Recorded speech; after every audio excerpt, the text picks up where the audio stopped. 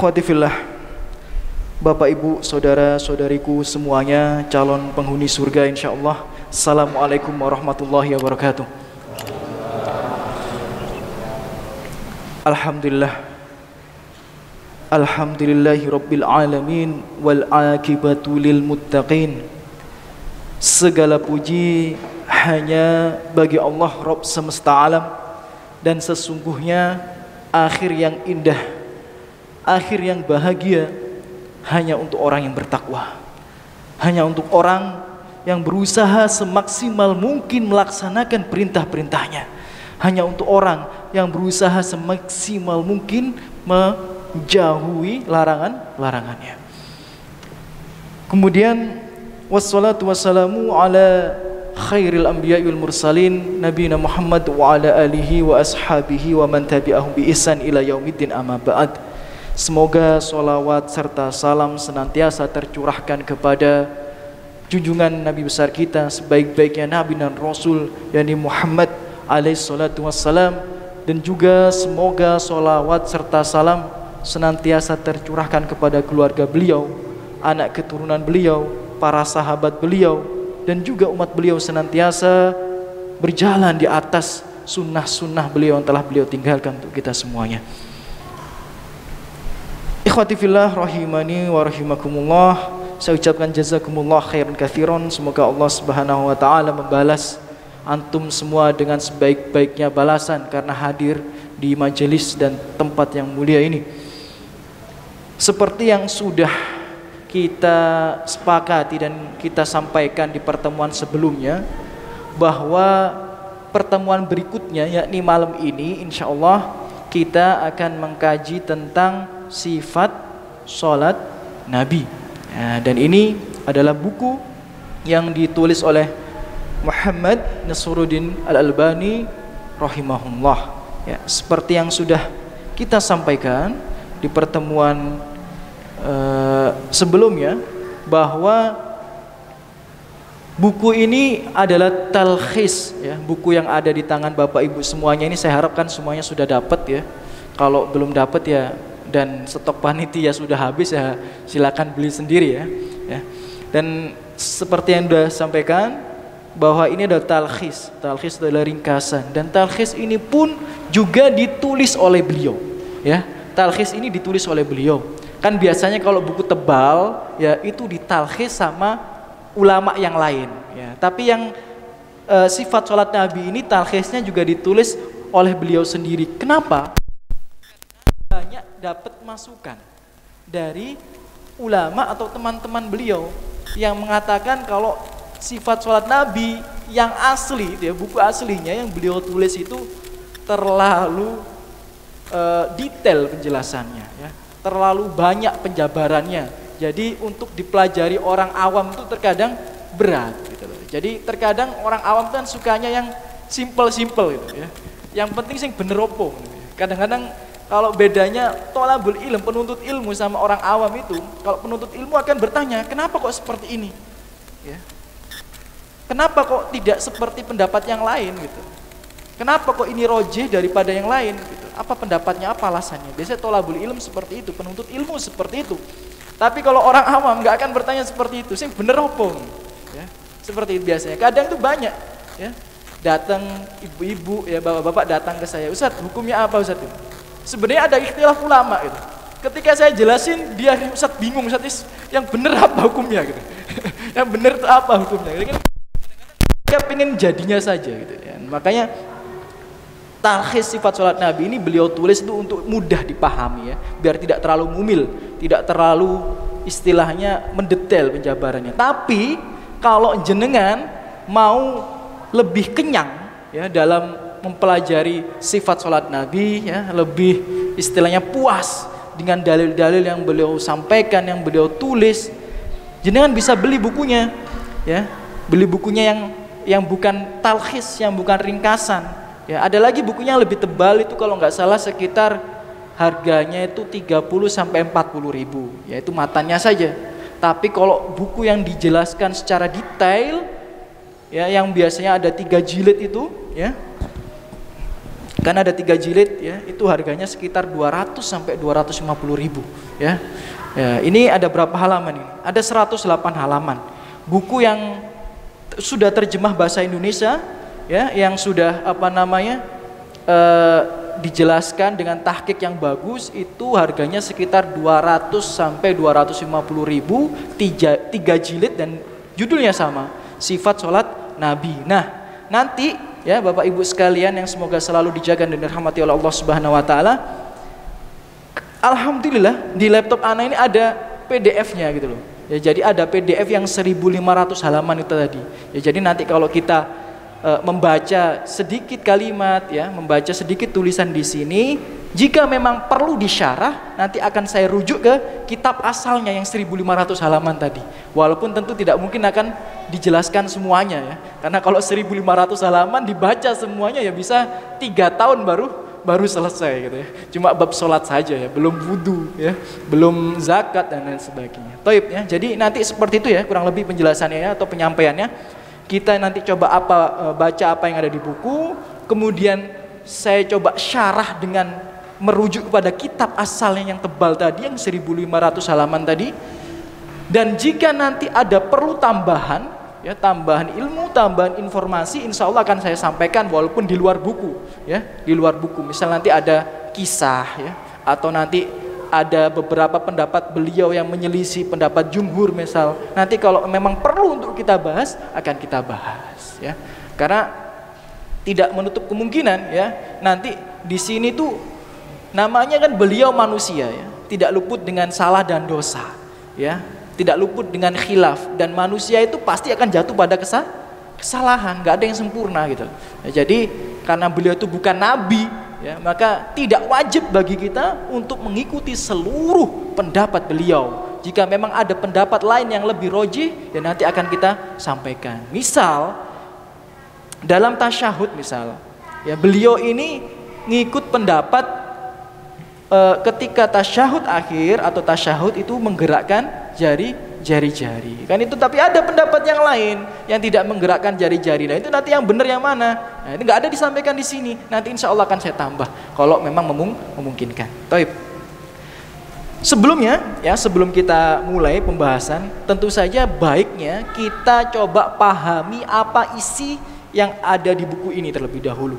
Ya, apa yang ada di buku ini itu isinya apa? Ya, kurang lebih. Bapak Ibu ya, saudara-saudariku semuanya yang semoga selalu dijaga dan dirahmati oleh Allah Subhanahu wa taala. Isi di dalam kitab ini itu kurang lebih terbagi menjadi 6 bagian. Yang pertama itu biografi penulis ya. Jadi dijelaskan di sini siapa Syekh Muhammad bin Nasruddin Al-Albani itu, siapa beliau ya. Dan tentu saja kalau jenengan pengen kagum sekali dengan beliau, masuk perpustakaan. Nah, gitu ya. Jadi kalau kita itu ya, pertama kali saya kagum dengan beliau itu ketika saya masuk perpustakaan pondok saya. Ketika semua karangan beliau tuh ya disimpan di satu rak besar, dan itu beliau semua yang nulis. Ya. Yang tentang takhrij hadis dan lain sebagainya itu 2 meter lebih. Ya, kita aja nulis 100 halaman nggak selesai-selesai. Ya, saya nyoba nulis buku 100 halaman nggak selesai-selesai. Dan dia itu 2 meter, itu cuma bab tentang takhrij hadis ya, belum kitab-kitab yang lainnya. Ya, bagaimana beliau benar-benar mengkhidmatkan dirinya untuk agama ini gitu. Yang mungkin akan sangat jauh sekali jika dibandingkan dengan kita. Ya, maka dia tidak salah kalau beberapa ulama kita itu bilang bahwa 3 pelopor dakwah di generasi sebelum kita. Nah, tayyib ya. Di buku yang aslinya di sini, ya di buku aslinya sini, secara ringkas beliau itu menulis alasan beliau ya mengarang kitab ini. Ya. Apa yang disampaikan di buku aslinya, beliau mengatakan bahwa alasan menulis kitab sifat sholat Nabi ini dikarenakan beliau merasa tidak ada buku fikih, ya. Tidak ada buku fikih atau tidak ada kitab yang menjelaskan sholat Nabi yang benar-benar secara terperinci. Nah, maka beliau tertantang ya untuk menulis sebuah kitab ya yang menjelaskan sifat sholat Nabi dengan sangat terperinci. Ya, Itu alasan beliau, ya, dengan berdasarkan dalil-dalil, ya, yang sahih, ya. Jadi merujuk kepada dalil daripada ijtihad, itu ya. Jadi mengutamakan dalil dulu daripada ijtihad. Ya. Itu beliau tertarik menulis buku yang sedemikian. Kemudian cara penulisan beliau, ya, supaya jenengan nggak bingung nanti kalau baca ini sendiri di rumah, ya. Baca buku ini sendiri di rumah supaya tidak bingung. Di halaman yang ketiga, ya, di halaman yang ketiga, di paragraf yang ketiga, ya, di halaman yang ketiga, di paragraf yang ketiga, ya. Beliau menulis di sini, saya memberikan hukum dengan jelas terhadap setiap masalah yang tertera di sisinya. Apakah ia termasuk rukun sholat atau wajib sholat, ya. Dan bila saya tidak menjelaskan hukumnya, maka berarti ia termasuk sunnah sholat. Dan sebagian diantaranya memungkinkan untuk dikatakan bahwa ia termasuk wajib. Namun memastikan bahwa ia wajib atau bukan tidak sejalan dengan metodologi tahqiq ilmiah. Jadi maksudnya apa yang ingin beliau sampaikan? Beliau ini tata cara penulisannya, setiap menulis bab akan dijelaskan. Misal berdiri, misal menghadap kiblat. Nah, nanti setelah ditulis itu beliau akan menjelaskan ini rukun sholat, ini wajib. Nah, seperti itu. Ya, jadi tata cara penulisannya seperti itu supaya kita bisa paham, ya, dalam mempelajari buku ini. Jadi kalau jenengan nanti baca, misal berdiri itu wajib, ya, berarti itu namanya hukumnya wajib. Ya, kalau misal atau berdiri itu adalah rukun.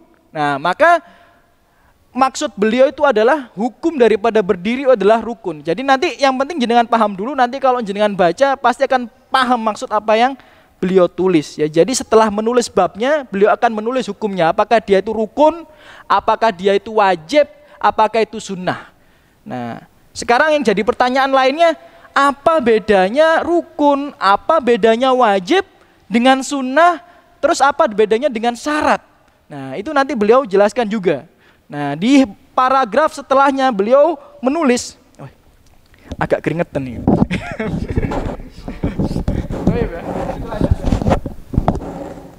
Rukun, ya, beliau menjelaskan rukun adalah bagian dari sesuatu yang keberadaannya membuat sesuatu tersebut sah, dan ketiadaannya dari sesuatu, ya, mengakibatkan sesuatu itu batal. Seperti ruku di dalam sholat, ia rukun di dalam sholat. Bila tidak ada ruku di dalam sholat, maka sholatnya batal. Nah, ini beliau menjelaskan apa itu rukun sholat.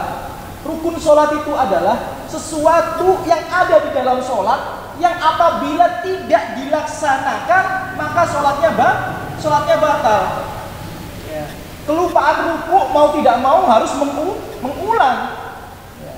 Itu fungsi daripada rukun, ya, fungsi daripada kita memahami rukun. Terus bedanya rukun dengan syarat itu apa? Beliau menulis syarat adalah kurang lebih itu sama seperti rukun. Hanya saja syarat itu berada di luar dari sesuatu yang ia menjadi syaratnya. Seperti wudhu, ya, untuk sholat, tanpanya sholat tidak sah. Jadi kalau rukun itu adalah sesuatu yang harus diadakan, harus dilakukan di dalam sholat tersebut. Itu namanya rukun. Tapi kalau kita mendengar syarat sholat, itu berarti adalah sesuatu yang harus diadakan, sesuatu yang dilakukan sebelum melaksanakan sholat. Itu bedanya syarat dengan rukun. Paham kalau situ Bapak Ibu? Paham? Paham, ya?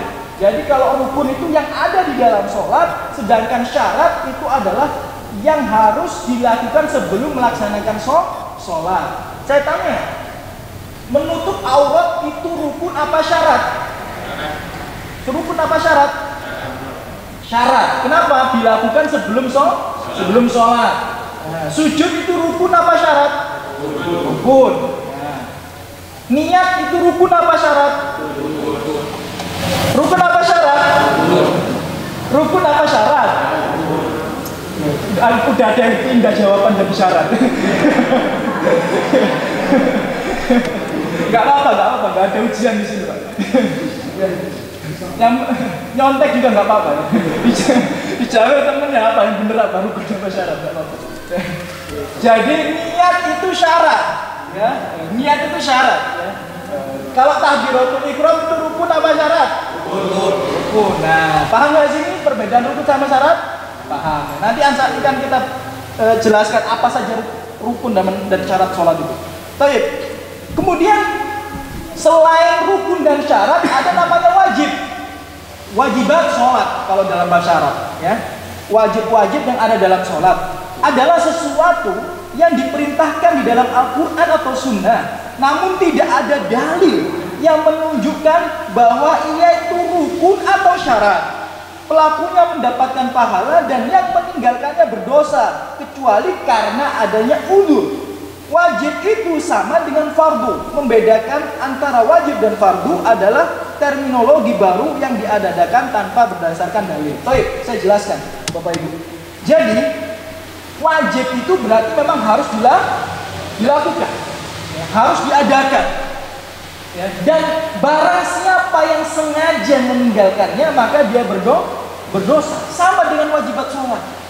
Ya, barang siapa yang meninggalkan wajibat sholat maka dia berdosa. Tapi apabila dia meninggalkan karena uzur, karena lupa, ya, maka dia tidak berdosa dan tidak wajib untuk mengulanginya. Saya kasih contoh. Wajibat sholat itu adalah tasyahud awal. Ya, wajibat sholat itu adalah tasyahud awal. Beda dengan sujud dan ruku.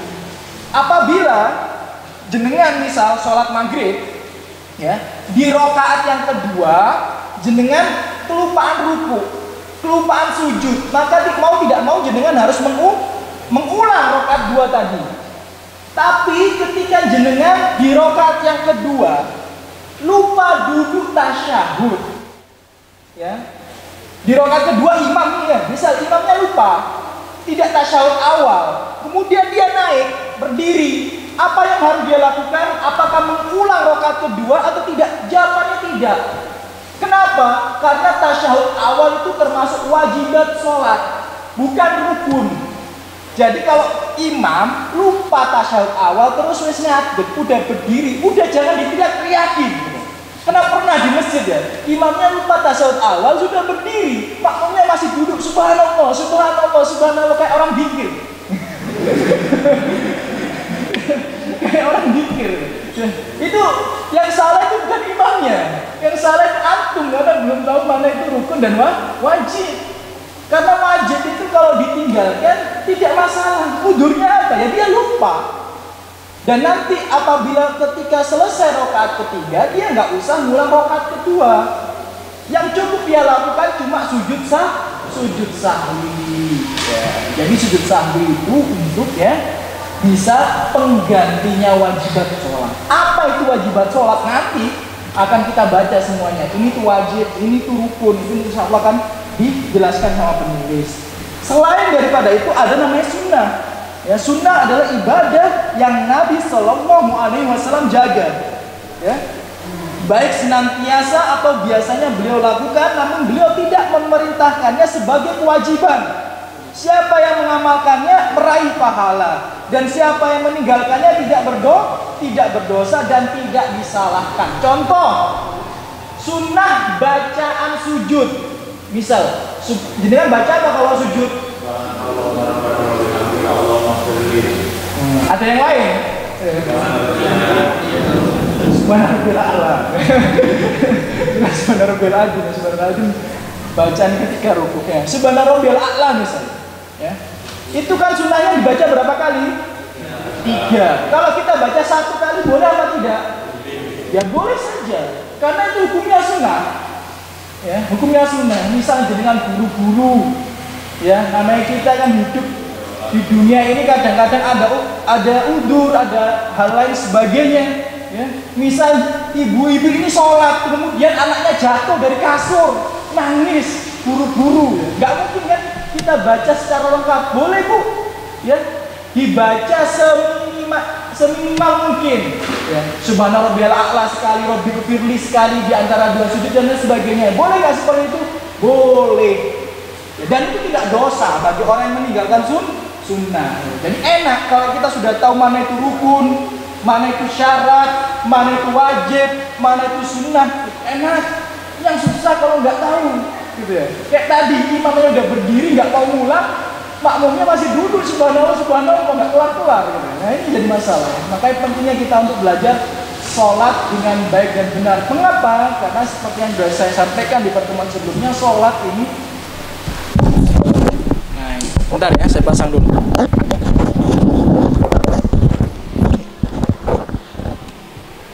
Taib ya, cek 1 2. Taib. Nah, seperti yang sudah kita sampaikan kemarin bahwa sholat ini termasuk ibadah yang paling urgent. Bahkan dalam rukun Islam dia nomor berapa? Nomor 2. Ya. Bahkan ulama sampai sebagian itu berpendapat barang siapa yang meninggalkan sholat secara sengaja maka dia telah keluar daripada keislaman. Sebagian ulama, walaupun sebagian yang lain mengatakan apabila dia meninggalkan dan tidak menganggapnya sebagai kewajiban. Tapi kita tidak membahas masalah itu. Nah sekarang yang perlu jenengan catat. Nah, kalau jenengan bawa catatan, karena tidak ada di buku, ya, tidak ada di buku. Di sini kan ada tulisannya syarat, ya. Syarat adalah rukun, ya. Di situ jenengan coba tambah catatan, ya. Karena di buku ini tidak dijelaskan atau tidak disampaikan syarat-syarat sholat, ya. Di buku ini tidak disampaikan dan tidak dijelaskan syarat-syarat sholat. Kenapa? Karena syarat itu di luar daripada sholat. Dan di sini yang dibahas itu cuma tentang sholatnya saja, ya. Dan syarat sholat itu seperti yang secara umum para ulama sampaikan ada 5. Ya, saya ulang sekali lagi, syarat sholat ada 5. Nah, yang pertama syarat sholat itu adalah toharoh. Nah, itu saya ambil dari buku Minhajus Salikin, ya, Minhajus Salikin. Dan ini juga sering disampaikan ulama di kitab-kitab yang lain. Yang pertama toharoh. Jadi tidak boleh seseorang sholat kecuali dalam keadaan suci. Nah, suci ini macam-macam. Bisa dari hadas kecil, bisa dari hadas besar. Hadas kecil ya seperti batal wudhunya. Hadas besar seperti ketika dia sedang junub. Nah, yang pertama toharoh. Yang kedua adalah dukhul waqt. Dukhul waqt itu masuk waktu. Ya, syarat yang kedua itu masuk waktu. Jadi jenengan tidak sah sholatnya apabila jenengan sholat belum masuk waktunya. Jenengan sholat isya di waktu maghrib, boleh nggak? Tidak boleh kecuali ada udzur, misalnya jamak. Ya, jenengan sholat duhur, ya sebelum masuk waktu duhur tidak boleh. Ya. Ya, jadi yang kedua itu adalah dukhul waqt. Yang ini yang saya jelaskan sedikit ya.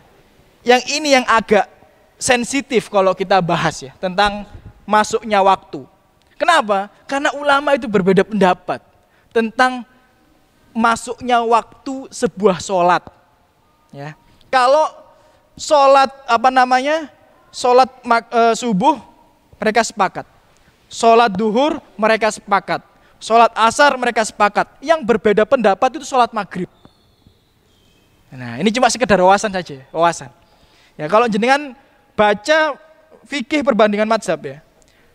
Sholat maghrib menurut mazhab Imam Syafi'i ya, itu tidak memanjang sampai waktu isya. Saya ulang sekali lagi ya. Menurut sebagian ulama atau kebanyakan ulama Syafi'iyah itu tidak memanjang sampai isya. Kalau kita kan selama ini kan beranggapan sholat maghrib itu kan sampai waktu isya. Selama belum adzan isya berarti masih boleh sholat maghrib. Nah kalau jenengan belajar dalam mazhab Syafi'i tidak sedemikian. Ya, sebagian ulama mayoritas Syafi'i itu mengatakan masuknya waktu sholat maghrib itu hanya sebagian waktu saja, tidak sampai memanjang sampai isya. Nah jadi kalau jenengan lebih condong kepada mazhab Syafi'i, jangan ditunda-tunda sholat maghribnya, khususnya yang ibu-ibu. Nah kalau bapak-bapak insya Allah sholatnya di masjid, gini apa? Ya, kok ada yang guyang-guyu ya apa gitu. Ya, kalau yang bapak-bapak sholatnya di masjid insya Allah tepat waktu. Ini jadi masalah ibu-ibu ya. Jadi kalau ibu-ibu ya, kalau kita pengen keluar dari perbedaan pendapat Bu, khusus sholat maghrib jangan ditunda-tunda Bu ya. Jangan ditinggal masak dhisik ya, tinggal nyapu omah ya, ganti popok anake dan lain sebagainya ya. Jadi kalau sholat maghrib lebih utama dipercepat atau tidak jauh daripada masuk waktu. Karena menurut madhab Syafi'i itu waktu maghrib tidak memanjang sampai isya. Paham ya sini Bapak Ibu? Thayyib, waktu isya semuanya sama pendapat. Yang jadi masalah, ya, yang jadi masalah dukhul waktu ini adalah di Indonesia. Apa masalahnya di Indonesia? Di Indonesia ini ya, ulama itu beda pendapat soal penentuan waktu subuh. Ya. Penentuan waktu subuh. Seperti saya bilang tadi, syarat sahnya sholat itu adalah masuk waktu. Berarti orang yang sholat tidak tepat pada waktunya atau sebelum waktunya sholatnya sah apa tidak? Tidak. Sama seperti taharoh. Jadi orang yang sholat belum waktunya masuk, ya nggak boleh, nggak sah sholatnya. Yang jadi masalah adalah sholat subuh. Alhamdulillah. Wis gobios loh.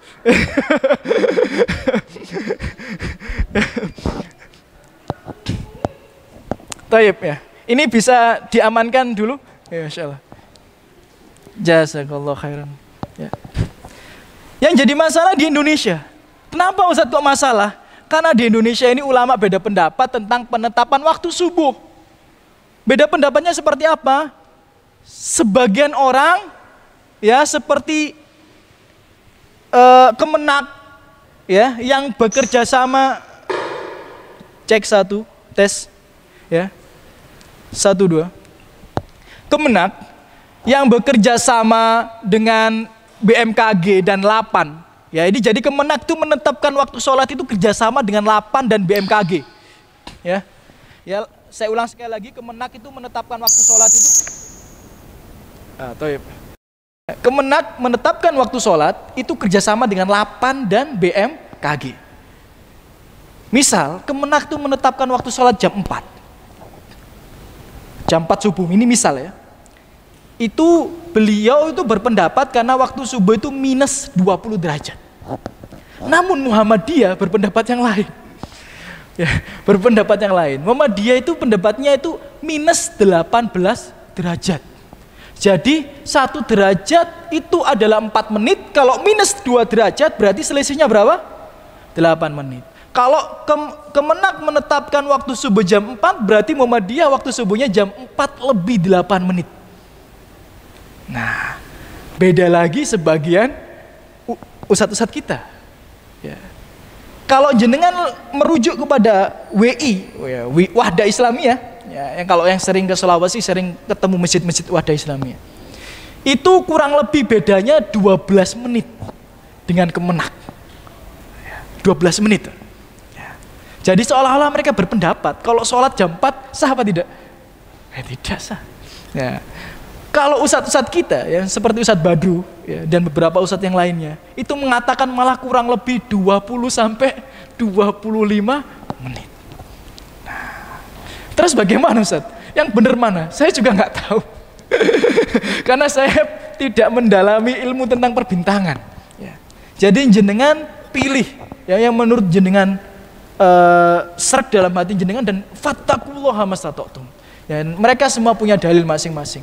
Yang Kemenak bekerja sama dengan 8 dan BMKG. Jadi jenengan jangan mudah menjudge Kemenak yang menetapkan waktu subuh keduluan misalnya, itu nggak sembarangan menetapkan. Muhammadiyah juga punya majelis tarjih. Ya, Wahda Islamiyah juga punya majelisnya sendiri dan ustadz-ustadz kita juga punya majelisnya sendiri. Jadi jenengan silakan ya pilih yang mana menurut jenengan cocok dan insya Allah ya kita berusaha bertakwa pada Allah Subhanahu wa taala sesuai dengan kemampuan kita. Kembali lagi, itu yang nomor 2 ya. Syarat sah sholat itu adalah dukhul waktu, masuk waktu. Kemudian yang ketiga, syarat sah sholat itu adalah satrul aurah. Apa satrul aurah itu? Menutup aurat. Ya, jadi di sini menyatakan bahwa tidak sah sholat seseorang apabila auratnya terbuka. Nah, kemudian yang keempat adalah istiqbalul kiblah, menghadap kiblat. Kemudian yang kelima adalah an-niyah atau niat. Ya, tentu saja sering dibahas oleh asatidz kita, ya, ustadz-ustadz kita. Sering ditanyakan oleh jamaah-jamaah kita, Ustadz, niat itu bagaimana hukumnya, Ustadz? Apakah perlu dilafatkan atau tidak? Ya, itu kan pertanyaan yang umum yang sering disampaikan, ya, oleh beberapa jamaah, yang ditanyakan oleh beberapa jamaah. Sebagaimana para asatidz kita yang menjawab yang sedemikian, itu juga dijawab beliau di kitab beliau yang asli, yang 1500 halaman tadi, ya. Kalau yang di sini sepertinya tidak ada. Tapi kalau jenengan merujuk ke kitab beliau yang terjemah yang 1500 halaman, disebutkan di halaman 220 beliau menjelaskan bagaimana hukumnya melafatkan niat. Ya, dijelaskan dengan panjang lebar oleh beliau, ya. Jadi secara ringkas, ya, nanti jenengan bisa baca sendiri di PDF-nya. Secara ringkas beliau menyatakan bahwa mayoritas ulama ya menyatakan bahwa tidak perlu melafatkan niat karena tidak ada dalil yang sharih yang menjelaskan sedemikian. Yang berpendapat sedemikian adalah sebagian ulama Syafi'i atau Syafi'iyah. Ya, jadi ulama Syafi'i pun terbagi menjadi dua. Itu Syafi'iyah terbagi menjadi dua. Ya, sebagian tidak melafatkan niat dan sebagian melafatkan niat. Itu yang dijadikan rujukan oleh saudara-saudara kita, ya, bahwa sholat itu harus menggunakan niat. Tapi mayoritas ulama tidak menyatakan sedemikian. Taib. Kemudian masuk ke halaman yang kelima, ya, masuk ke halaman yang kelima. Di sini dijelaskan tentang metode penulisan beliau.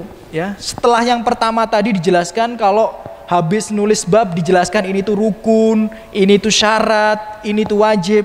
Metode penulisan beliau yang lainnya dijelaskan oleh beliau bahwa beliau di sini tidak mengikuti madhab tertentu. Saya ulang sekali lagi, beliau di sini tidak mengikuti madhab tertentu. Bukan berarti beliau tidak bermadhab, tidak sedemikian. Karena kita itu pasti belajar ilmu agama, ya, mengikuti ulama-ulama madhab pasti, ya, melalui kitab-kitab beliau. Tapi yang ingin beliau garis bawahkan di sini, ya, nanti jangan baca di paragraf yang terakhir itu ada satu paragraf sampai baliknya. Secara ringkas beliau mengatakan metode penulisan beliau ini adalah mengumpulkan dalil, ya, mengumpulkan dalil dari sunnah, kemudian mencari yang paling rojih. Ya, kemudian diambil pendapatnya dan beliau tulis di intisari kitab ini, tidak mengikuti madhab tertentu. Jadi misal yang rojih adalah madhabnya Hanabilah, maka yang beliau tulis di sini adalah pendapatnya Hanabilah. Apabila yang rojih adalah pendapatnya Syafi'iyah, maka yang beliau tulis qadarullah salah adalah pendapatnya Syafi'iyah. Beda dengan kitab-kitab fikih yang lainnya. Ya, kitab-kitab fikih yang lainnya biasanya itu, ya, mengikuti madhab tertentu. Misal, ini ada kitab fikih ringkas, ya, kitab fikih ringkas yang ada di tangan saya ini. Ini judulnya Minhajus Salikin, ya, Minhajus Salikin. Ini tuh kitabnya madhabnya Hanabilah. Ya, jadi beliau tuh lebih condong ke madhab Hambali, tapi ada beberapa poin yang beliau keluar dari madhab Hambali. Jadi tidak 100%, tapi metode penulisannya condong kepada madhab Hambali. Itu kurang lebih kebanyakan kitab fikih seperti itu, ya. Tapi yang metode penulisan beliau ini tidak sedemikian. Beliau lebih mengedepankan dalil, lebih mengedepankan rujukan nas-nas, ya, daripada mengikuti madhab tertentu gitu. Dan beliau di sini di halaman yang ke-6 dan ke-7 sampai, ya, mengutip, ya, syair, ya, dari alhamdulillah, masya Allah.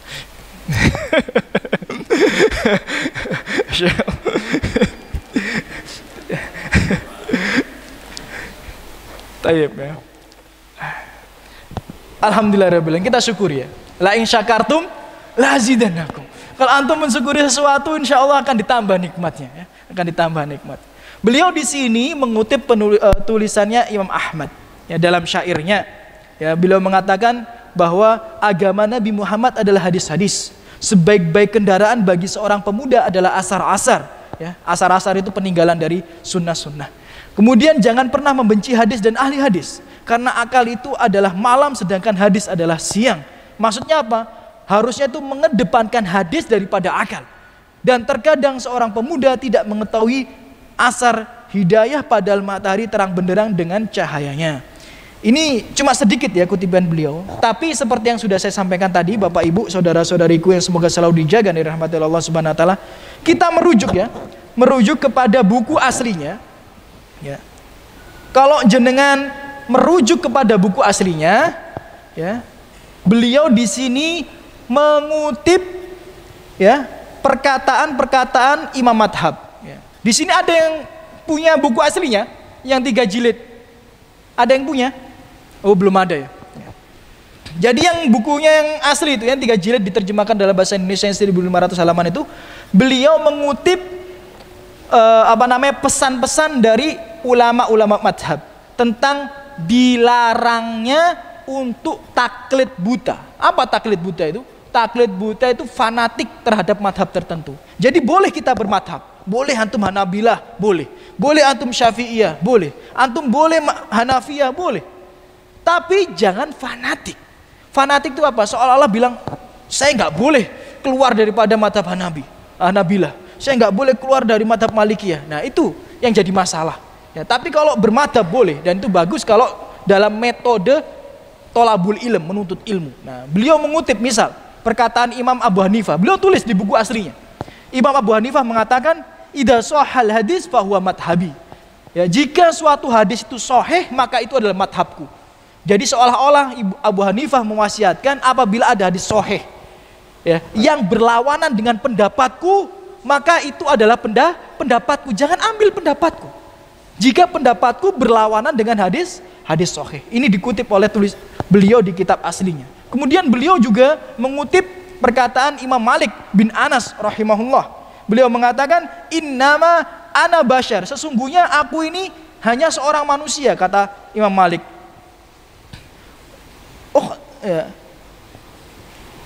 Wa usib, terkadang saya ini benar dan terkadang saya ini juga salah.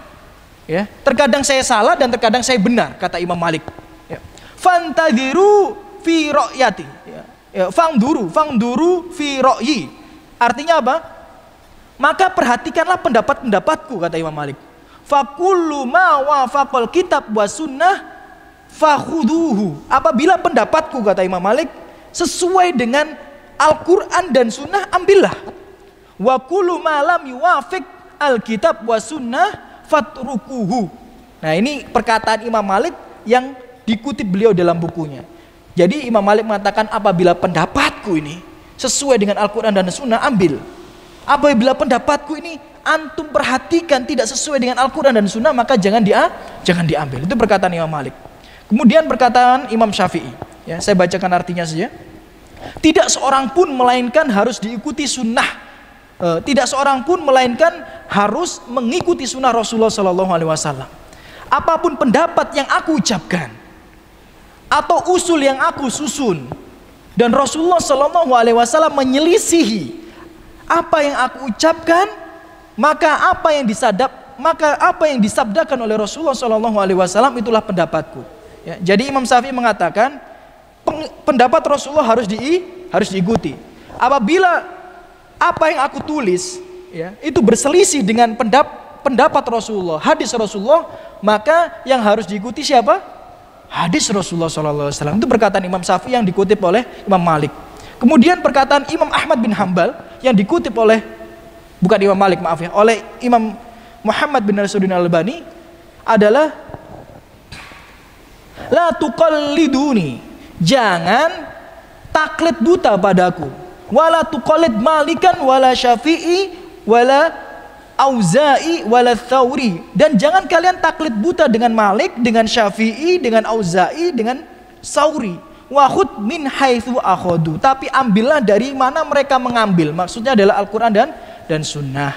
Yaitu yang bisa kita dapati di buku asli yang beliau tulis ya, bahwa beliau mengutip pesan-pesan daripada imam madhab untuk jangan taklid buta atau fanatik buta terhadap madhab tertentu.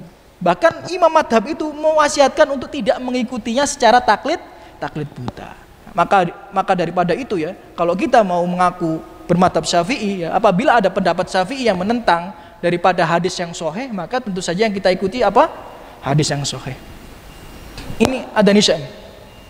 Ya. Toyib ya, kita break terlebih dahulu, nanti kita lanjutkan. Toyib ya, alhamdulillah wassalatu wassalamu ala rasulillah. Kita lanjutkan kajian kita pada malam hari ini, Bapak Ibu, saudara-saudariku yang semoga selalu dijaga dan dirahmati Allah Subhanahu wa taala. Jadi kita tadi kembali ya ke buku tulisan beliau yang aslinya, yang lengkap. Beliau itu mengutip ya pendapat-pendapat imam madhab bahwa dilarang untuk taklid Buddha terhadap madhab tertentu. Karena memang pada hakikatnya kita ini ya tidak mungkin ya untuk mengikuti madhab tertentu ya, secara totalitas, itu mustahil. Tak kasih contoh ya. Ini ada kisah unik ya. Ini kalau yang ini di luar daripada kitab. Kalau yang ini tadi ada di kitab ya, ada kitab aslinya. Ini ada kisah unik ya.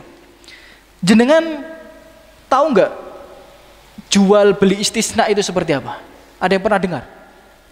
Ya, jual beli istisna. Ya. Belum pernah dengar? Ada yang pernah dengar? Gak apa-apa, coba dijawab. Jual beli istisna. Oh, belum pernah ya. Nah, ini harusnya yang apa namanya pedagang-pedagang ini paham ya, jual beli istisna. Jadi kalau jenengan nanti belajar fikih muamalah ya.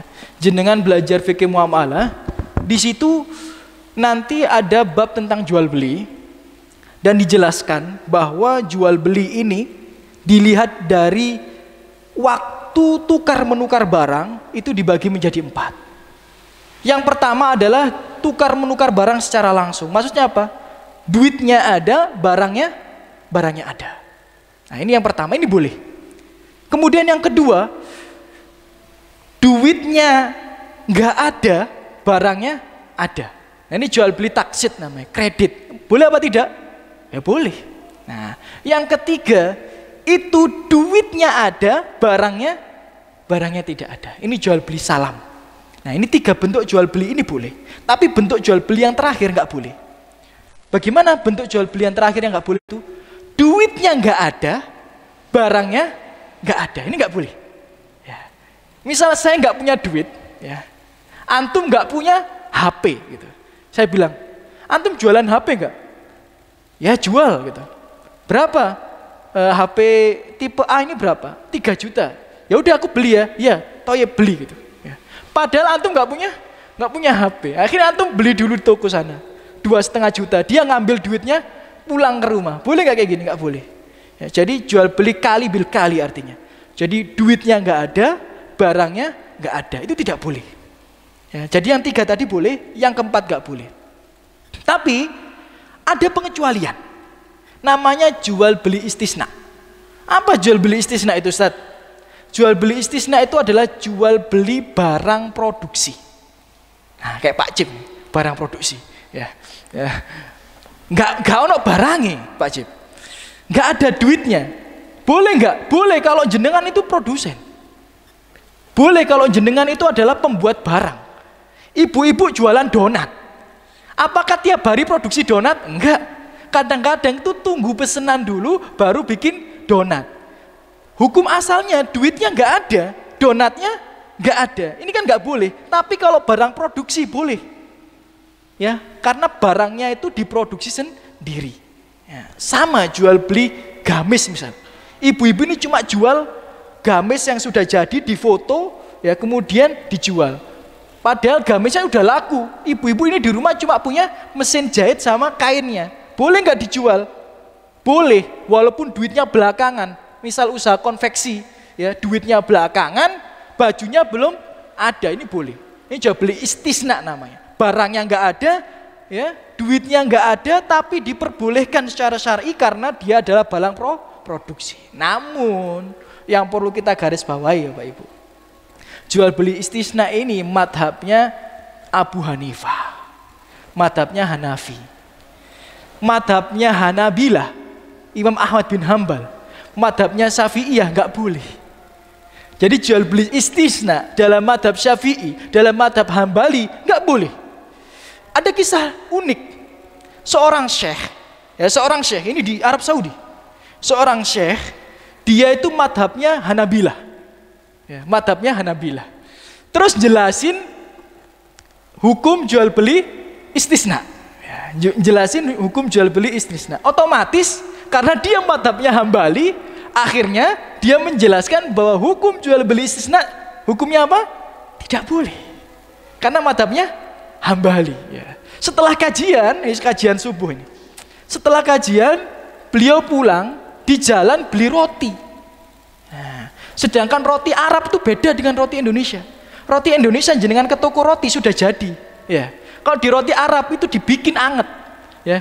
Dari barang yang belum ada menjadi ada. Itu roti di Arab. Nah, ketika syekhnya beli ini, duitnya belum dikasih.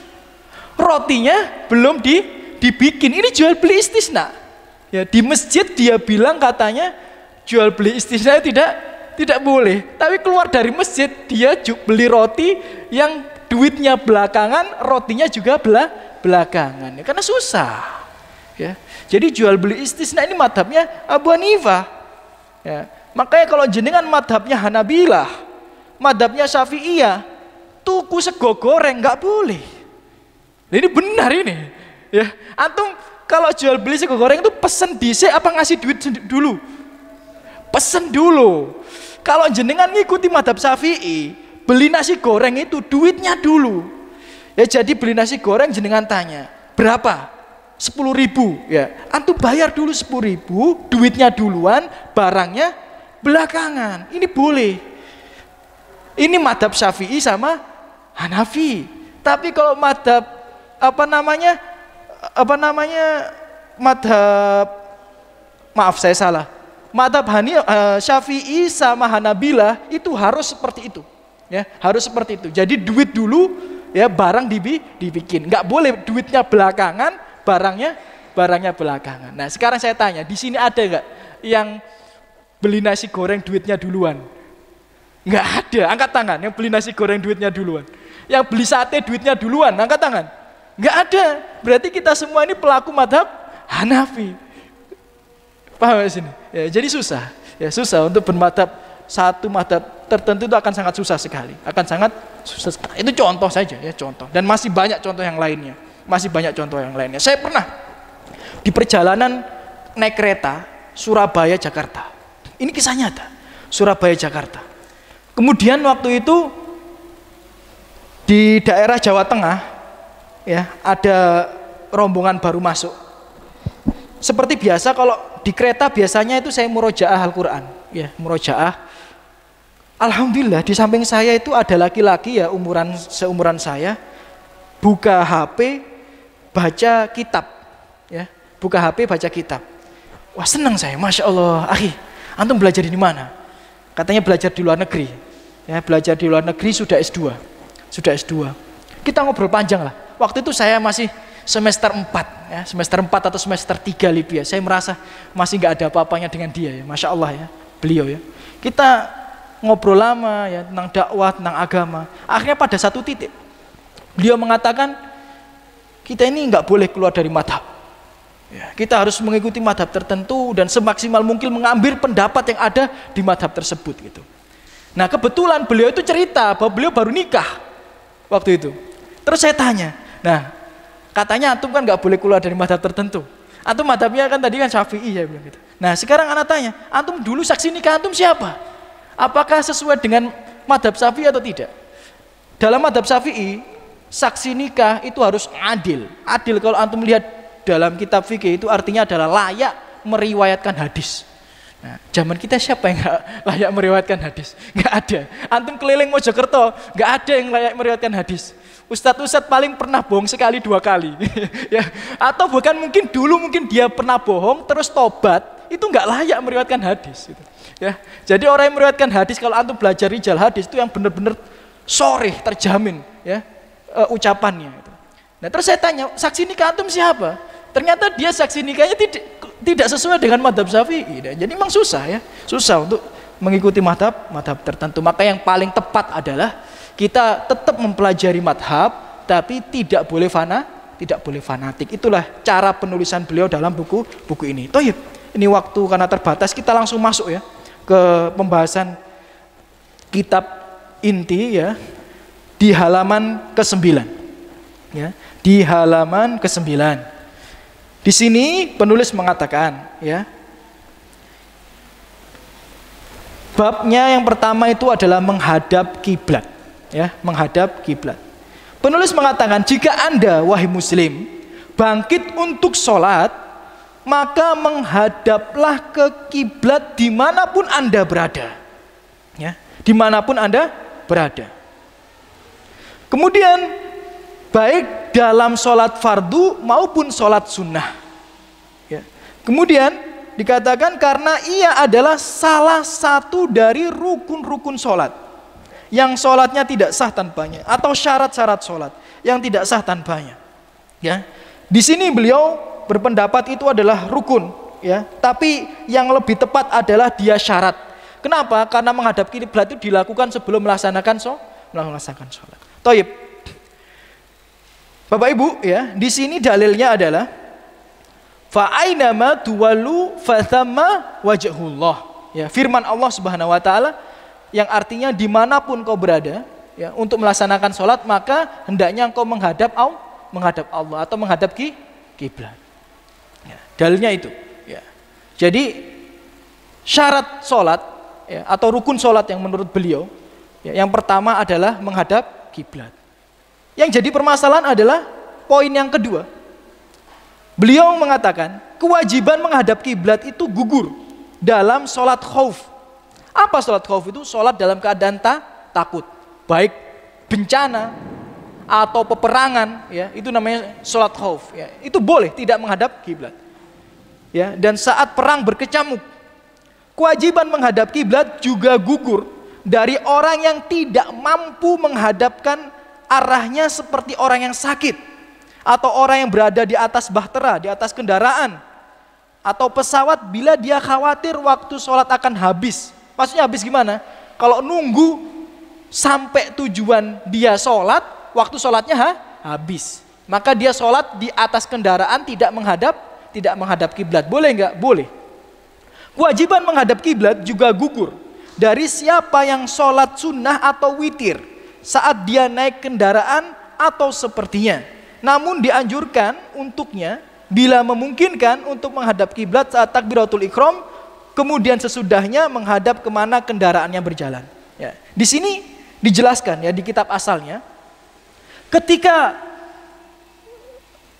ada firman Allah fa aina ma tuwallu fathamma wajhullah, ya, ada sebuah hadis yang berkaitan dengan ini. Hadisnya diriwayatkan oleh Sa'ad bin Yasar, ya, dari Ibnu Umar, berkata, ra'aitu Rasulullah sallallahu alaihi wasallam yusolli ala himar wa huwa mutawajjih ila Khaybar. Ya, hadisnya diriwayatkan oleh Muslim. Saya pernah melihat Rasulullah sallallahu alaihi wasallam mengerjakan sholat di atas keledai. Dan ketika itu beliau menghadap ke arah Khaybar, bukan menghadap ke arah kiblat. Ya. Jadi ini menunjukkan kalau kita di atas kendaraan boleh tidak menghadap kiblat. Walaupun kiblat ini sebenarnya hukumnya itu adalah rukun atau syarat yang apabila tidak kita lakukan batal sholatnya. Tapi kalau di atas kendaraan boleh. Dalilnya itu, ya, diriwayatkan oleh Imam Muslim. Kemudian yang poin yang ketiga, wajib bagi siapa yang menyaksikan Ka'bah untuk menghadap langsung ke Ka'bah. Ya. Adapun orang yang tidak menyaksikan Ka'bah, maka dia menghadap ke arahnya. Ini maksudnya apa? Maksudnya demikian. Kalau jenengan di Masjidil Haram, tentu saja yang dilihat itu adalah Ka'bahnya. Tapi kalau jenengan jauh dari Masjidil Haram, maka kita sholatnya itu menghadap ke arahnya saja. Arahnya saja. Bukan harus 100% sesuai dengan kiblat, karena akan sangat sulit sekali. Maka yang bisa kita lakukan adalah berikhtiar melihat kemana arah Masjidil Haram, maka disitulah kita sholat. Namun apabila kita di Masjidil Haram, maka sholatnya adalah menghadap Ka'bah.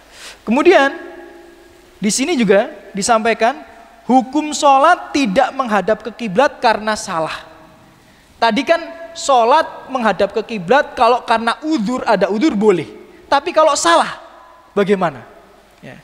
Misal dikatakan bila seseorang sholat tidak menghadap kiblat karena mendung atau lainnya setelah berusaha untuk mengetahui sebatas kemampuannya, maka sholatnya sah dan tidak ada kewajiban mengulang baginya. Maksudnya apa? Jenengan nih lagi traveling misal, yang suka naik gunung. Kemudian mendung, kompasnya nggak berfungsi. Yang antum lakukan adalah apa? Berijtihad. Kemana arah kiblat.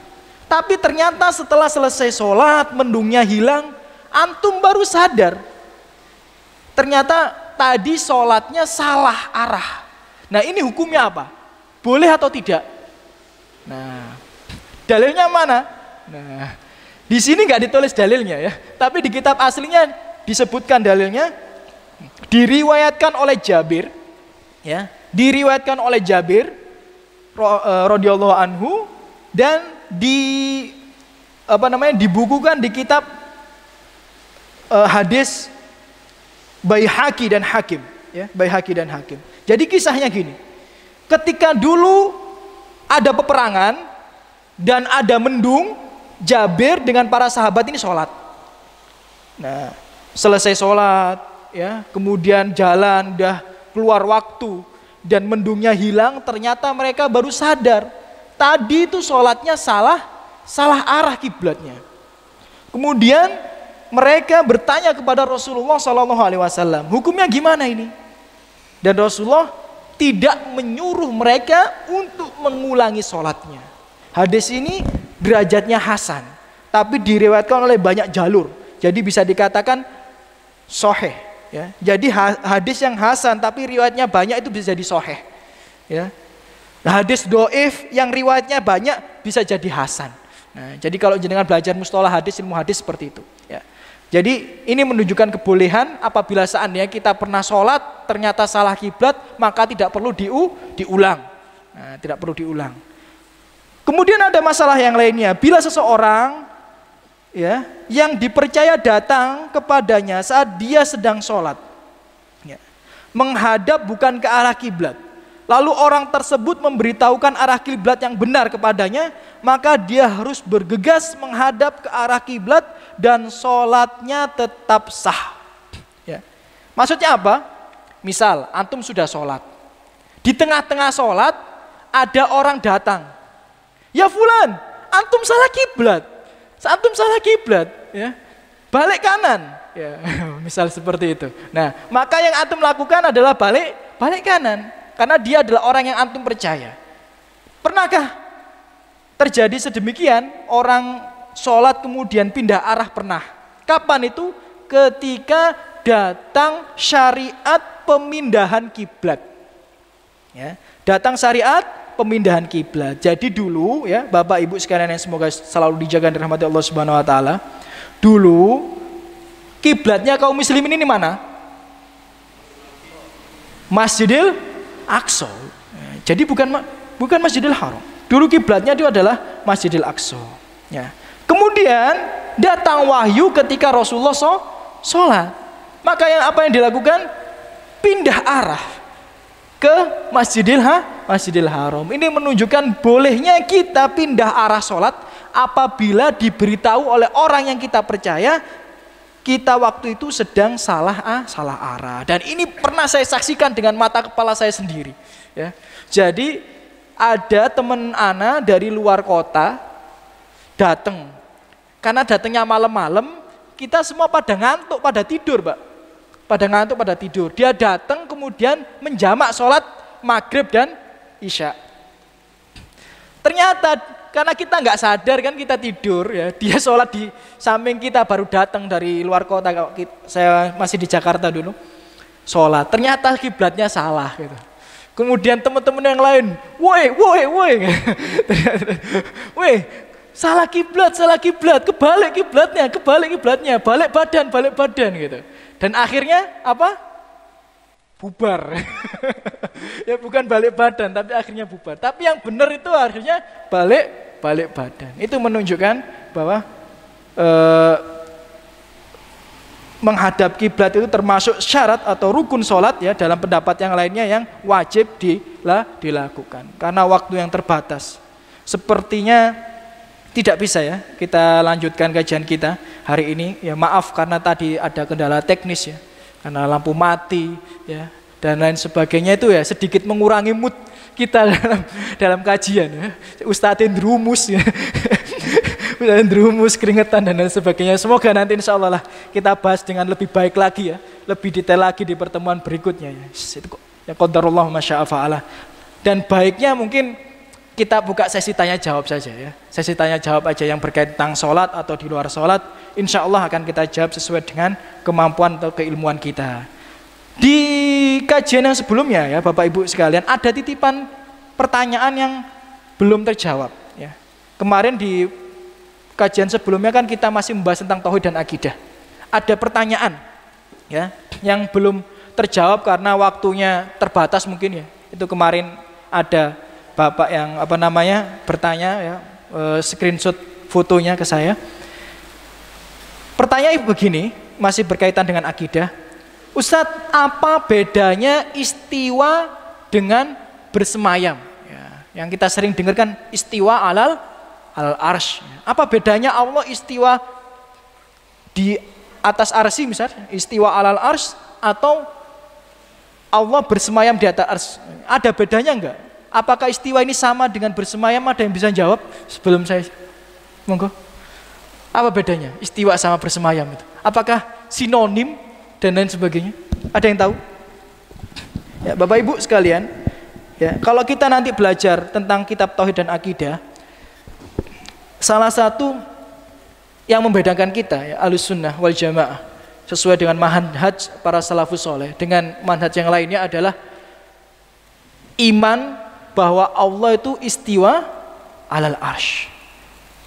Di madhab yang lainnya itu berpendapat istiwa itu ditafsirkan atau ditakwilkan. Jadi bukan istiwa alal arsy tapi adalah menguasai arsy. Jadi bukan berada di atas arsy tapi maksudnya adalah menguasai arsy. Ini pendapat yang salah. Kenapa? Karena yang benar itu adalah yang berkaitan dengan asma Allah, sifat Allah itu harusnya tanpa takwil. Nggak boleh kita takwil. Kita pernah belajar dulu ya. Apalagi di Imam Syafi'i pernah saya jelaskan ya. Salah satu ciri manhaj Ahlussunnah wal Jamaah adalah tanpa takwil, ya, tanpa takwil dalam perkara akidah. Ya. Taib. Terus apakah istiwa itu artinya bersemayam? Sepertinya beda. Kenapa? Karena istiwa dalam bahasa Arab itu artinya itu adalah secara bahasa adalah ala wal irtifa. Apa ala wal irtifa itu? Ala wal irtifa itu di atas, ya, di atas atau berada di tempat yang tinggi. Ya, jadi kalau diartikan istiwa alal arsy itu berarti Allah itu berada di atas arsy, yang tempatnya tinggi sekali. Nah, kalau bersemayam, kalau jenengan melihat di KBBI, ya, Kamus Besar Bahasa Indonesia, itu artinya itu duduk. Ya, bersemayam itu artinya duduk, artinya itu menghuni atau meninggali dan lain sebagainya. Nah, itu belum ditemukan dalil yang sedemikian. Yang ditemukan itu adalah dalilnya Allah itu berada di atas arsy. Apakah Allah itu duduk? Apakah Allah itu silo? Ya, misal, apakah Allah itu berdiri? Nggak ada dalilnya. Dan kita tidak berani membicarakan apa yang tidak kita ketahui. Ya. Maka ketika Allah bilang Allah berada di atas arsy, maka yang kita imani berarti Allah berada di atas arsy, cukup. Tidak perlu kita bayangkan Allah di atas arsy itu duduk. Allah itu nanti di atas arsy itu sila, tidak boleh, itu haram. Karena nanti mujassimah itu menyamakan Allah dengan makhluk, sedangkan Allah laisa kamitslihi syai'un wa huwas samiul basir. Allah tidak sama dengan makhluk. Ya, jadi Bapak Ibu sekalian rahmat Allah Subhanahu wa taala, jawabannya sedemikian ya, bahwa istiwa itu artinya berada di atas arsy, tapi bukan berarti bersemayam, bukan berarti duduk, karena tidak ada dalil yang menjelaskan sedemikian dan perlu dikaji ulang ya apabila memang sedemikian. Taib, itu ya jawaban dari pertanyaan yang kemarin. Ini ada pertanyaan, Ustadz, apa perbedaan madhi, mani dan wadi? Ya, bagaimana cara menyucikannya? Ya. Dan bisakah dibuat sholat? Langsung 3 pertanyaan. Ya, ini secara singkat ya. Kalau jenengan lihat di kitab-kitab fikih, ya, antara madhi, mani dan wadi. Madhi itu tentu saja asal muasal kita semua ya. Itu mani ya yang saya maksudnya. Mani itu adalah asal muasal kita semua, ini mani. Ulama berbeda pendapat hukum mani, apakah dia najis atau tidak. Tapi kalau jenengan lihat di banyak kitab fikih, khususnya misal Subulus Salam tentang hadis dan lain sebagainya, itu dijelaskan bahwa pendapat yang kuat mani itu tidak najis. Mani itu tidak najis. Bagaimana mencucikannya? Ya kalau tidak najis ya nggak perlu dicucikan. Kalau pengen suci, tapi kalau pengen nggak ambu, ya baru dicuci. Ya pengen kalau tidak bau dicuci. Tapi kalau bagian mencucikannya supaya tidak najis, mani tidak najis. Ya dalilnya apa? Rasulullah pernah sholat dan di gamisnya beliau itu ada mani yang belum terbersihkan, ya ada bekas mani yang belum terbersihkan. Itu menunjukkan bahwa mani tidak najis. Seandainya najis pasti akan datang malaikat Jibril menjelaskan sedemikian, ya. Tapi tidak sedemikian. Itu mani, ya. Jadi cara mensucikannya nggak perlu disucikan. Tapi kalau cara membersihkannya ya terserah jenengan. Bagaimana cara membersihkannya? Nah, itu mani. Kalau madhi sama wadi, ya kalau madhi itu yang keluar karena syahwat. Nah ini nggak perlu dijelaskan secara mendalam, nah, ini bapak-bapak pinter kabeh. Ya, jadi kalau madhi itu keluar karena syahwat, ya, itu keluar. Ya. Kalau wadi itu dikeluarkan karena kadang capek atau sebelum kencing dan lain sebagainya, itu wadi. Nah dua ini, ya madhi sama wadi itu najis. Cara mensucikannya ya dicuci bagian tersebut, ya bagian yang terkena bercaknya itu dicuci. Ya, cara mensucikannya. Tapi apakah ya ini agak sensitif ya memang ya. Tapi ilmu itu nggak ada malu untuk disampaikan ya, tidak ada malu ya untuk disampaikan. Dalam hadis ya Subul Salam disampaikan ada itu maksud hadis itu wandoh farjak. Wandoh farjak apa? Cucilah kemaluanmu. Jadi Ali bin Abi Thalib pernah berkata, kuntu rajulun madzaan. Dulu saya itu adalah laki-laki yang mudah sekali keluar madhi. Jadi terangsang sedikit ya, syahwat sedikit keluar madhinya. Nah, kemudian Ali bin Abi Thalib malu tanya kepada Rasulullah SAW. Kenapa? Karena dia itu menantu Rasulullah. Karena istrinya itu adalah Fatimah, malu. Makanya nyuruh seseorang untuk bertanya kepada Rasulullah SAW. Maka dijawab oleh Rasulullah, wandoh farjak. Nah di sini kalau jenengan nanti belajar di kitab-kitab fikih, wandoh farjak itu gimana ini? Ini disampaikan live ini pantas apa enggak ya? Ya. Yang dicuci itu bukan hanya ujung kemaluannya, tapi juga dengan buah zakarnya. Ini maaf ini saya sampaikan ya. Tapi memang kalau di permasalahan fikih itu dijelaskan secara detail. Jadi jenengan kalau maaf ya keluar madhi atau keluar wadi, maka yang dicuci itu bukan hanya ujung kemaluan, tapi dengan buah zakarnya, ya, dengan buah zakarnya. Itu pendapat yang lebih rojih. Ya, walaupun ada pendapat yang mengatakan dicuci ujungnya saja, tapi seperti ketika kita kencing misal, tidak sedemikian. Kalau jenengan lihat di kitab-kitab fikih, khususnya kitab-kitab hadis, ya, kitab-kitab hadis maksudnya kitab hadis tapi dijelaskan secara fikih, maka pendapat yang paling tepat atau yang paling rojih adalah dicuci seluruh bagian kemaluan. Karena Rasulullah mengatakan wandoh farja, cuci semua kemaluan, bukan sebagiannya saja. Ini maaf ya saya sampaikan seperti ini, tapi memang ini ilmu ya hendaknya kita sampaikan dan tidak perlu malu. Taib, ada lagi pertanyaan? Monggo silakan. Kalau keluar mandi sama wadi tadi, apa wajib mandi dulu? Kalau keluar wadi sama wadi ya, madhi sama wadi tidak wajib. Ya, tidak wajib mandi junub. Kalau keluarnya mani, maka wajib mandi junub. Dan tentu saja kalau membedakan secara bentuknya kita semua sudah tahu lah ya. Kalau mani itu ya lebih pekat, kalau yang madhi sama wadi itu transparan ya, tidak pekat ya, bening ya, tidak bening. Ada lagi pertanyaan? Monggo Pak Cip. Nggih.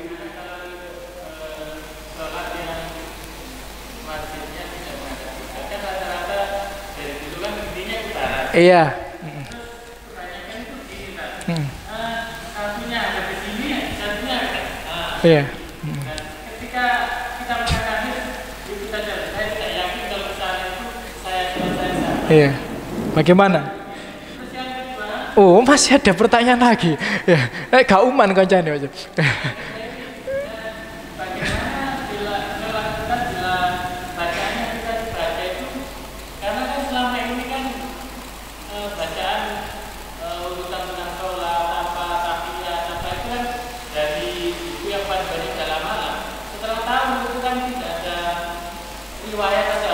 Iya.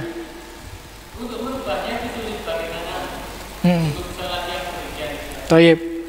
Yang pertama, bagaimana apabila masjidnya tidak menghadap kiblat. Ini itu kalau jenengan, saya itu masih ingat, dulu itu saya masih SMA. Ini saya tanyakan kepada beberapa asatidah, termasuk asatidah sunnah. Mereka juga beda pendapat, Pak Jim. Ya, mereka beda pendapat. Kenapa? Satu pendapat katanya dengan kemajuan teknologi, ya, dengan kemajuan teknologi otomatis sekarang kan kita bisa menentukan arah kiblat dengan lebih baik. Ya, nggih mboten? Nggih. Maka ketika kita tahu masjidnya itu kurang tepat arahnya, ya, kurang tepat arahnya, maka kita mengarahkan dengan benar, misal diiring dan lain sebagainya. Ya, itu satu pendapat, Pak Cip. Pendapat yang lainnya, ini juga ada pendapat Ustadz Sunnah, Pak Cip. Ngasih pendapat sesuai dengan yang sudah kita bahas tadi. Jadi Rasulullah itu mengatakan antara timur dan barat. Ya, sholatlah di antara timur dan barat. Ini maksudnya posisinya Rasulullah dulu. Ya, jadi kiblatnya Rasulullah dulu waktu menyampaikan hadis ini itu antara timur dan timur dan barat. Antara timur dan barat berarti apa? Utara apa selatan? Wah, masa jenengan lali pelajaran UBS.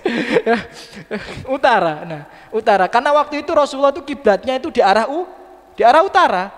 Ya, maka Rasulullah dengan para sahabatnya yang penting sholatnya menghadap utara. Dengan dalil ini, yang penting kita itu kiblatnya antara selatan dan utara. Jadi antara dua arah mata angin. Nah, ini sebagian ulama sunnah yang penting arahnya bener, mereng titik gak apa-apa. Ini pendapat yang kedua gitu. Tapi alangkah baiknya ya, tentu saja kita mengikuti arah yang benar, karena kemajuan teknologi ini kan membantu kita untuk beribadah dan lain sebagainya. Ya, hendaknya kita juga kalau bisa ya kita arahkan aja masjidnya dengan arah yang benar, walaupun tanpa mengubah pondasi dan lain sebagainya. Kecuali kalau masjidnya ngadepi mboten barat, ngadepi selatan dan utara, itu baru dengan pindah pondasi ini ya. Tapi kalau cuma arahnya sedikit itu nggak perlu ya. Kalau arahnya sedikit nggak perlu, tapi kalau arahnya banyak ya harus dipindah arah dikit, Pak Asim ya, diserongkan. Itu pendapat yang saya ambil daripada dua pendapat yang tadi. Tapi kalau mencong sedikit nggak apa-apa, tapi mencongnya banyak dimencongkan lagi, Pak Asim ya, dimencongkan supaya sesuai dengan arah kiblat. Tapi kalau memang benar-benar ekstrim ya harus dipindah bangunannya. Kemudian pertanyaan Pak Acip tadi, saya dulu itu kan sudah terlanjur hafal Ustaz, dengan bacaan-bacaan yang salah. Nah, sekarang udah tahu bacaan yang benar. Apakah bagaimana sholat saya ini gitu ya? Yaitu kembali fattaqullaha mastata'tum. Pak Acip ini, kalau ada orang mu'alaf, ini logika kita ya, ada orang mu'alaf terus disuruh sholat, apakah dia bisa langsung membaca semua bacaan sholat? Ya tidak bisa. Apakah dia wajib langsung membaca seluruh bacaan sholat? Ya tidak bisa juga. Lalu apa yang dia lakukan? Bertakwa sesuai dengan kemampuan. Ya. Jadi mungkin sekarang dia masih belajar Al-Fatihah saja. Ya, mungkin besok harinya dia Al-Fatihah dengan doa ruku. Mungkin besok harinya dia Al-Fatihah dengan i'tidal dan sujud dan lain sebagainya. Begitu pula dengan orang-orang yang terlanjur salah bacaan sholatnya. Yang nggak harus langsung dirubah 100%. Mungkin hari ini yang diubah itu bacaan rukuknya sesuai sunnah. Ya, besoknya ya karena dia susah ngafalnya, nggak paham bahasa Arabnya, ya dihafal 1 hari ditambah, 1 hari ditambah, 1 hari ditambah. Saya yakin 1 minggu 2 minggu sudah selesai. Ya jadi gitu ya. Jadi Islam itu tidak pernah menjelekkan orang yang bodoh dalam agama, tidak pernah. Jadi orang yang bodoh dalam agama itu tidak dihina. Yang dihina itu adalah apa? Orang yang terus-terusan bodoh dalam perkara agama. Nah, ini yang harus dengan pahami ya teorinya. Jadi orang bodoh dalam perkara agama itu tidak dihina. Tapi kalau orang terus-terusan bodoh, nah ini yang akan dihina, terhina. Ya. Mu'alaf itu bodoh dalam perkara agama nggak akan dihina. Tapi kalau dia terus-terusan maka dosa bagi dia. Wajib baginya untuk belajar. Maka karena sholat ini termasuk fardu ain, maka ilmu dalam perkara sholat hukumnya apa? Fardu ain. Mungkin itu ya Pak Cip. Dari terakhir Bapak itu, monggo silakan Pak. Sutroh ya.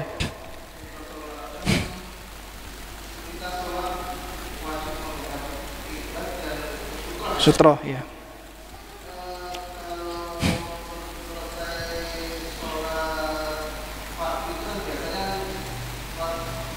Ya.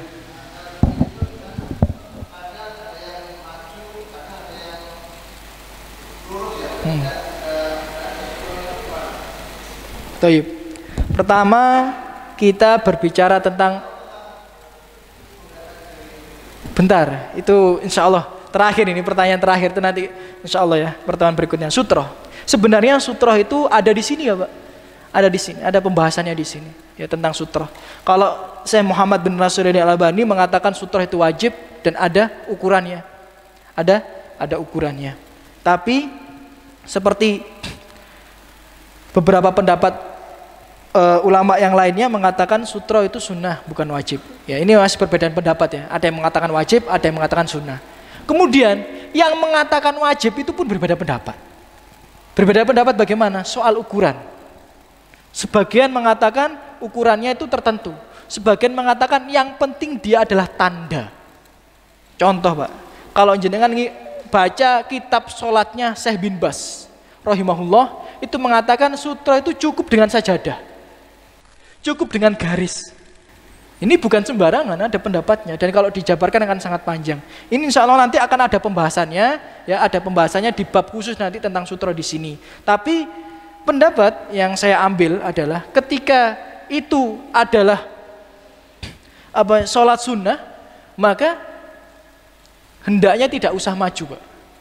Tidak usah maju. Kenapa? Kalau jenengan nanti lihat pembatal sholat, ya, pembatal sholat. Salah satu pembatal sholat itu adalah pergerakan yang berlebihan. Apalagi kalau jenengan ngikuti madhab Syafi'i, ya itu beberapa gerakan itu termasuk sudah membatalkan sholat. Ya, jadi kalau sholat sunnah tidak perlu, ya. Kalau sholat sunnah tidak perlu. Kalau sholat wajib cukup imam, ya cukup imam. Jadi sutroh imam itu sutroh makmum. Jadi nggak perlu, misalnya ini imam ini kan kosong, kemudian tasnya makmum ditaruh di depan semua, ini nggak perlu. Ya, jadi sutroh imam adalah sutroh makmum. Itu insya Allah untuk secara detailnya insya Allah akan kita bahas lebih lanjut di bab khusus nanti tentang sutroh. Itu kajian kita pada malam hari ini. Saya minta maaf apabila kekurangan dari saya pribadi tentang pembahasan ini, ya karena memang tadi juga moodnya agak terganggu ya, ya. Insya Allah nanti kita bahas di pertemuan berikutnya dengan lebih baik lagi, dan saya minta maaf apabila ada kurang dan salah dari saya pribadi dan bisikan dari syaitan, lebihnya dari hidayah Allah dan petunjuk dari sunnah Rasulullah Sallallahu Alaihi Wasallam. Saya ucapkan jazakumullah khairan kepada antum semuanya. Semoga hadirnya kita dibalas oleh Allah dengan sebaik-baiknya balasan, diampuni dosa-dosa kita, diangkat derajat kita, dimudahkan urusan kita, dan dikumpulkan kita kembali di surga Allah Subhanahu wa Ta'ala. Amin ya rabbal alamin. Saya ucapkan jazakumullah khairan kepada semua yang menyiapkan kajian ini, mejanya, ya, shotnya dan lain sebagainya. Kita tutup dengan doa kafaratul majelis. Subhanakallahumma wa bihamdika asyhadu an la ilaha illa anta astaghfiruka wa atubu ilaik. Assalamualaikum warahmatullahi wabarakatuh.